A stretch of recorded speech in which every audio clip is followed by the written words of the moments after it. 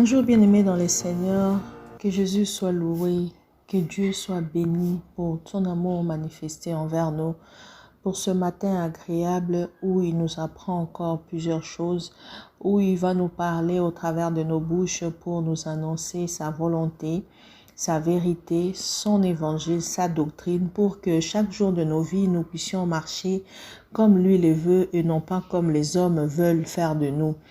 Bien-aimés, aujourd'hui, nous allons partager dans le deuxième épître de Jean. Je vais lire à partir du 1er jusqu'au 5e verset que j'ai lu au nom de Jésus. L'Ancien, à Kyria, l'élu et à ses enfants que j'aime dans la vérité. Et ce n'est pas moi celle qui les aime, mais aussi tous ceux qui ont connu la vérité. À cause de la vérité qui demeure en nous et qui sera avec nous pour l'éternité. Que la grâce, la miséricorde et la paix soient avec vous de la part de Dieu le Père et de la part de Jésus-Christ, le Fils du Père, dans la vérité et l'amour. J'ai été fort réjoui de trouver quelques-uns de tes enfants qui marchent dans la vérité selon le commandement que nous avons reçu du Père.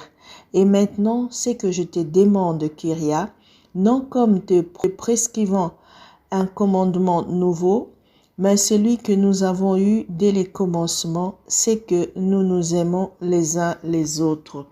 Bien-aimés, aujourd'hui nous allons partager sur Dieu appelle aussi de femmes à son service.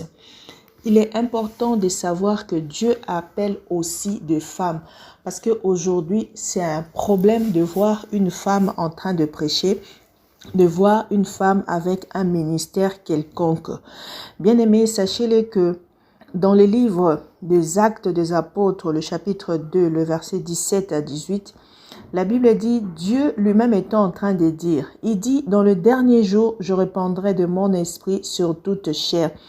Vos fils et vos filles prophétiseront, vos jeunes gens auront de visions, vos vieillards des songes.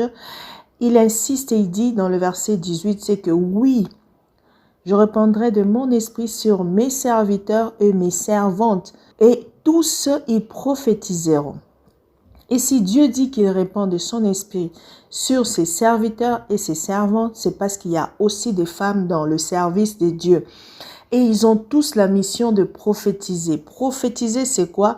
C'est annoncer et proclamer des proclamations inspirées de la divinité, c'est-à-dire parler de la part de Dieu. Bien-aimés, nous devons savoir que l'élection de Dieu ne dépend de personne. Dieu ne fait exception de personne, il n'a pas de parti pris. Pour lui, nous sommes tous ses enfants et il peut utiliser qui il veut. La Bible nous montre plusieurs personnes que Dieu avait choisies pour être des élus. Dieu avait choisi David, il avait choisi Moïse, il peut même choisir un peuple comme il avait choisi Israël en son temps pour être un peuple modèle. Il avait choisi Jésus, qu'il a appelé mon élu, mon fils bien-aimé, écoutez-le dans Luc 9, 35. Il avait choisi Déborah, il avait choisi aussi Kyria qu'on voit aujourd'hui. Et lorsqu'on parle des élus, ce sont des personnes mises à part, choisies de Dieu pour une œuvre quelconque. Bien-aimés, ces élus sont des agents de Dieu sur la terre, des représentants de Dieu sur la terre. Et ça peut être un homme, tout comme ça peut être une femme. Et ici, si on regarde bien l'apôtre Paul n'écrit pas à Kyria comme s'il écrivait à un peuple quelconque, comme s'il écrivait à son fils Timothée, mais il lui montre le respect. C'est une lettre de respect.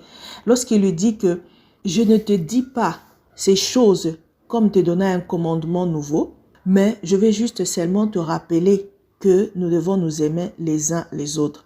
Je vais lire comme il a parlé par ses propres mots. Il dit, j'ai été fort réjoui de trouver quelques-uns de tes enfants qui marchent dans la vérité selon le commandement que nous avons reçu du Père. Et maintenant, c'est que je te demande, Kyria, non comme te prescrivant un commandement nouveau, mais celui que nous avons eu dès le commencement, c'est que nous devons nous aimer les uns les autres. Il est en train de fortifier sa sœur dans le ministère. Et dans ce lettre, il lui a même dit que les enfants de ta sœur, l'élu, te saluent à la fin, pour montrer qu'il y a plusieurs élus aussi. Il y a plusieurs servantes de Dieu, femmes. Lorsque tu es face à une femme qui te prêche, à une femme qui est ta mère, parce qu'ici on a parlé de Kyria, l'élu et de ses enfants dans la foi. Bien-aimé, tu ne dois pas avoir honte d'avoir une mère dans la foi. Parce que tous, ce sont des serviteurs de Dieu. Dieu a dit, je mettrai de mon esprit sur tous mes serviteurs et tous mes servantes. Donc, cela ne doit pas poser problème. Si quelqu'un s'oppose au ministère de la femme, il s'oppose à Dieu. Parce que si Dieu veut lui parler au travers d'une femme, cette personne-là n'écoutera jamais ces paroles-là. Il tapera à côté de sa mission. Et la Bible nous dit dans 1 Pierre 2, 9 que nous sommes des élus, nous sommes des races élues parce que Dieu peut aussi choisir un peuple. En fait, nous avons deux appels. L'appel à l'élection pour être un agent de Dieu et l'appel pour tous à être des enfants de Dieu. Quand Dieu t'appelle et te met à part, c'est toujours pour annoncer ses vertus, c'est toujours pour être son agent, son habitat, son représentant sur la terre. C'est pourquoi, étant des enfants de Dieu, nous sommes un sacerdoce royal. Nous ne devons jamais oublier ça. Nous devons être des modèles sur la terre. C'est pourquoi on dit que nous sommes des sels. Bien aimés, en plus de cet amour de s'aimer les uns les autres que l'apôtre Paul voulait que Kyria et ses enfants s'imprègnent de cela pour toute leur vie, il voulait aussi leur mettre en garde encore une fois des antéchrists. Parce que, bien aimés, nous devons tous être au courant qu'il y a plusieurs personnes qui sont introduites dans le corps de Christ et qui utilisent la séduction pour séduire le monde, pour séduire les enfants de Dieu, pour égarer plusieurs. Alors Paul aussi voudrait que sa sœur Kyria sache que s'il voit quelqu'un qui marche pas comme la doctrine nous le dit, parce que la doctrine de Jésus-Christ est basée sur l'amour du Père et l'amour du prochain. Alors, il leur disait, si vous voyez quelqu'un qui n'apporte pas ces doctrines, ne le recevez même pas dans vos maisons. Ne lui dites même pas salut, car tous ceux qui saluent ce genre de personnes, ils participent à ces mauvaises œuvres. C'est pourquoi même dans 1 Corinthiens 5, le verset 11, on nous dit, maintenant, ce que je vous ai écrit, ce n'est pas d'avoir des relations avec quelqu'un qui se nomme frère, et impudique, ou cupide, ou idolâtre, ou outragé, ou ivrogne, ou ravisseur, de ne même pas manger avec de telles personnes. Pourquoi? Parce que à force de rester avec des personnes qui se nomment des frères, qui ont l'apparence de la piété, mais ils renient même Jésus-Christ, ces gens-là, ils vont vous séduire parce que surtout s'ils sont élevés en dignité. Vous imaginez de voir un pasteur, un soi-disant pasteur, prophète, évangéliste, avec des comportements impudiques, avec la cupidité. Vous allez penser que si Dieu l'accepte comme ça, moi aussi il peut m'accepter comme ça. Et j'ai même entendu d'autres qui disent que Dieu ne regarde pas tout ce que je fais ici. Parce que si Dieu m'a choisi, il travaille avec moi, même si je suis pécheur, même si je pêche. Bien aimé, c'est la torsion de la parole de Dieu. C'est vrai que Dieu ne se répand pas de ses dons. Mais sachez-le que des gens comme ça, un jour, la Bible dit, ils recevront le salaire de leur iniquité. Parce que Dieu leur dira, arrière de moi, serviteur d'iniquité, je ne vous ai jamais connu. À quoi servirait de gagner le monde et de perdre son âme, de faire entrer plusieurs personnes au paradis et que toi-même, tu entres en enfer? Bien-aimé, nous devons, comme un peuple éli, nous abstenir de toutes ces personnes qui ont l'apparence de la piété, mais qui renient ce qui fait la force de la piété. Nous devons être loin d'eux. C'est pourquoi Paul voulait aussi que sa sœur et ses enfants puissent s'imprégner de ces choses parce que nous sommes au temps de la fin et pendant ce temps, le diable est en train de faire de son mieux pour amener beaucoup. Et nous aussi, enfants de Dieu, nous devons faire de tout notre mieux pour nous aimer les uns les autres, pour partager la parole, que ce soit fille ou garçon.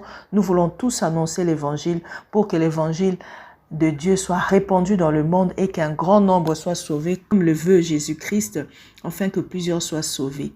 C'est pourquoi je m'aurais compris pour que toi qui avais des doutes, toi femme qui avait des doutes, toi qui as écouté l'appel de Dieu, qui est femme, qui a encore des doutes, aujourd'hui tu sais que Dieu ne fait exception de personne. Dieu t'aime comme tu es et il a répandu son esprit à tous ceux qui sont disponibles pour le servir.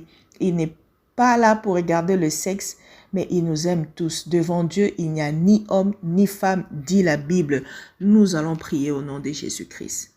Éternel Dieu de gloire, je te bénis de ce que tu es bon. Je te bénis de ce que tu es un bon Dieu. Seigneur, sans toi, nous ne pourrons jamais accéder à ton trône. Si ça dépendait que d'un homme, il ferait des exceptions. Il mettrait les uns et les autres d'un autre. Il ferait tout pour que beaucoup soient écartés. Mais ton amour pour nous tous, c'est que tu nous aimes tellement, de la même amour, que tu ne fais exception de personne. Et dans ton amour, tu veux que tous soient sauvés et parviennent à la connaissance de ta parole. C'est pourquoi tu choisis et les hommes et les femmes à ton service pour que l'évangile, Seigneur, aille de l'avant, pour que nous puissions annoncer les vertus de ton royaume, Seigneur. Toi, tu nous as appelés des ténèbres à la lumière pour faire de nous de lumière dans ce monde. Nous voulons éclairer le monde. Nous voulons être les sels sur la terre. Nous voulons avoir la révélation de la parole pour que par nous, nos membres de famille, notre entourage soit sauvé. Qu'à chaque fois que nous ouvrirons nos bouches, que ce soit pour annoncer tes oracles, non pas pour annoncer des futilités. Ô Seigneur, en Jésus-Christ, il n'y a ni homme ni femme. Nous ne devons pas, Seigneur, ô Dieu, être loin de toi lorsque nous écoutons ton appel. Je prie, Seigneur, ô Dieu, pour toutes ces personnes aussi qui n'ont jamais compris le ministère de la femme. Ceux-là qui sont nuit et jour en train de mettre des crocs en jambes aux femmes qui travaillent dans ton service. Seigneur, fais-leur connaître ta volonté. Fais-leur connaître que dans ce dernier temps, tu as répandu de ton esprit sur tout le monde et que tout le monde est capable. Même un enfant peut parler de la part de Dieu. Si une âne a parlé, Seigneur, ô Dieu, tu peux utiliser tout ce que tu as créé pour faire éclater ta gloire. C'est pourquoi nous te disons merci. Merci, Seigneur, ô Dieu, parce qu'en toi, il n'y a pas d'exception. En toi, il n'y a pas de parti pris. Seigneur, tu nous aimes tous d'un même amour de Père. C'est pourquoi, ô Dieu, dans notre test d'aujourd'hui, nous devons aussi apprendre à nous aimer les uns les autres. Car l'amour surpasse tout. L'amour est une puissance. L'amour, c'est quelque chose de puissant que nous devons avoir. L'amour, c'est toi.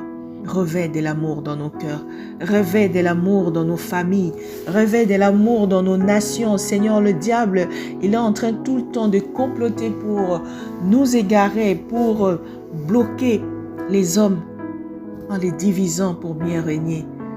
Mais nous voulons que l'amour soit déversé dans le cœur, que nous devions, Seigneur, ô Dieu, que nous arrivons à comprendre les risques de l'ennemi pour que nous puissions, ô Dieu, surmonter cela. Car sans l'amour, personne ne verra Dieu.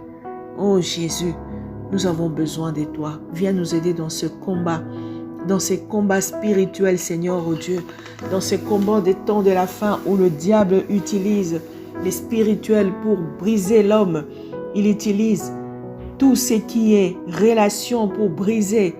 Il utilise tout ce qui est immatériel pour briser l'homme. Nous voulons avoir les yeux ouverts. Que les écailles tombent dans les yeux de tes enfants pour que nous sachions que sans toi, nous ne pourrons rien. Pour que nous sachions que nous sommes appelés à travailler ensemble. Nous sommes appelés à annoncer tes vertus. Nous sommes appelés des enfants de la lumière pour que là où le ténèbre veut entrer, que nous puissions éclairer le monde au travers de ta parole. Seigneur, que chacun soit imprégné de sa mission. Homme ou femme, nous ne voulons pas lâcher. Nous voulons que chacun puisse utiliser son appel pour manifester la gloire de Dieu. Car si tu nous as appelés à ton élection, si tu nous as donné, Seigneur, ô Dieu, ta mission, nous voulons nous affermir de cette vocation, de cette élection, pour que nous puissions jamais brancher et que dans cette mission, nous puissions amener beaucoup à Christ. Seigneur, ta volonté, c'est que le monde soit sauvé. Alors, comme des enfants élus, nous nous remettons entre tes mains pour que tu utilises chacun comme tu veux et que nos jours soient bénis, nos journées soient bénies. Tout ce que nous allons faire soit béni. Tout lieu foulera la pointe de nos pieds soit béni. Au nom de Jésus-Christ. Amen.